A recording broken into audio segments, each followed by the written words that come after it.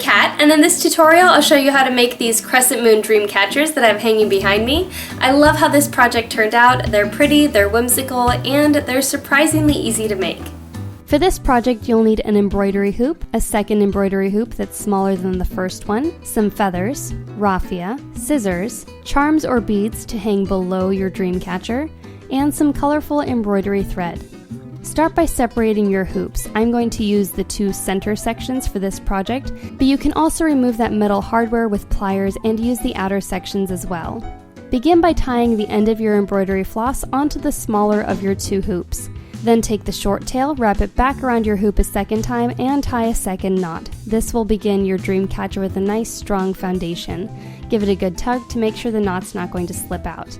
Then you'll want to wrap your embroidery thread around your hoop several inches over from your original knot. Go over the outside of the hoop, then under it, then up through the space between the hoop and the thread.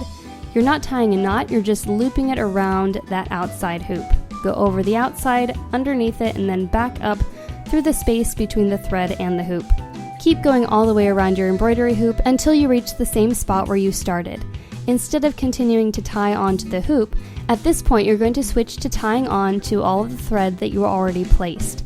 So instead of tying onto that hoop, you're going to go to the center of that first section of thread that you did, go over the outside of that section of thread the same way you would the hoop, then bring your thread up through the space between the thread and the original thread that you already placed.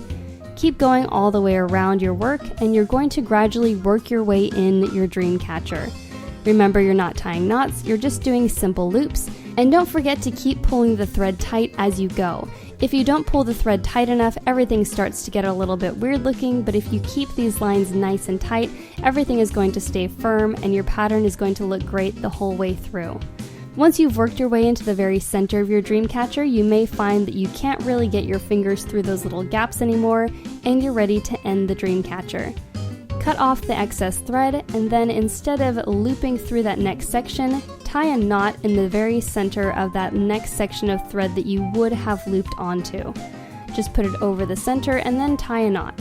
You can do one knot or move on to the next section and tie an additional knot if you want added security and structure.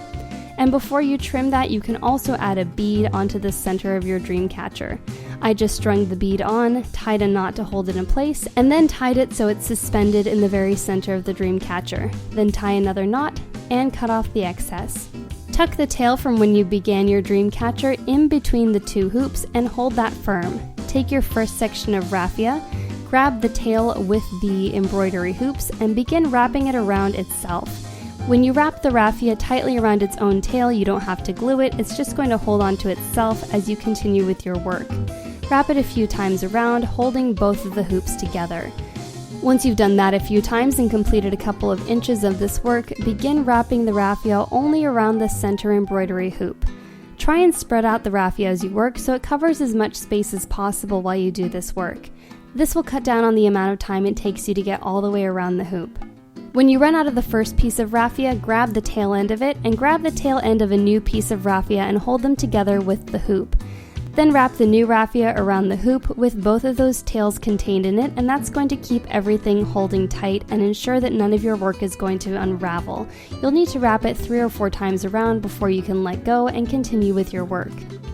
Once you've gone all the way around your entire small hoop on the inside, you'll have a tail left over. Just leave that there for now. Take a new piece of raffia and continue on the large hoop in the same area where you started on your small hoop. Wrap it around both hoops at the same time to begin this work, and once you've done a little bit of that, then you can wrap it around just the outer hoop on its own. Once you've gone almost all the way around the outer hoop, begin by wrapping both of the hoops together once more. You don't want to start doing this with too much of a gap, but I think it looks nice if you just finish up this one section this way.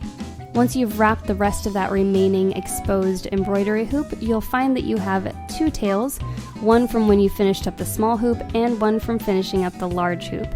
Flip over your dream catcher and tie both of those ends together, making sure that they're coming from opposite directions. Then tie a knot and don't pull it too tight, just cut off the excess with scissors to make sure nothing breaks and unravels. Next, take a new length of embroidery thread, tie it into a loop, and then secure that loop to the top of your dream catcher. At this point, you can play around with the angle that you want your crescent moon to hang at. To finish off your dream catcher, take 3 sections of embroidery thread and tie those onto the bottom of your dream catcher, leaving a couple of inches in between each one. I strung some glass beads onto mine and secured them in place with knots. Then I took large beads to the bottom of each one, put a feather into the center of the large bead, and then tied them in place with the remaining embroidery thread. If you wanted to do the filled-in crescent moon version of this project, you don't have to wrap the embroidery hoops before you do this, but I think it finishes off the effect. Then take a new piece of raffia and wrap that center section where you've wrapped both of your hoops together. Then go underneath the inside of the inner hoop, bring that section down through the space between the hoops, go under the outer hoop, then bring that raffia up and over and down through that center space again, underneath the inner hoop, and just keep repeating this pattern as you make your way slowly around that crescent moon. You may have to overlap several pieces of raffia on that center hoop just because you're trying to fill a larger space on the outer hoop with the same amount of raffia. And when you run out of raffia, you just start by tying it on the exact same way you did before and then continue on with your work. Just make sure it's wrapped tight before you continue so none of your work is going to slip out. And when you've filled in the entire crescent, just finish that off by tying off the raffia. And that is your finished dream catcher. Thanks for watching. If you enjoyed this video, remember to like, share, and subscribe, and check out my channel for other fun DIY projects.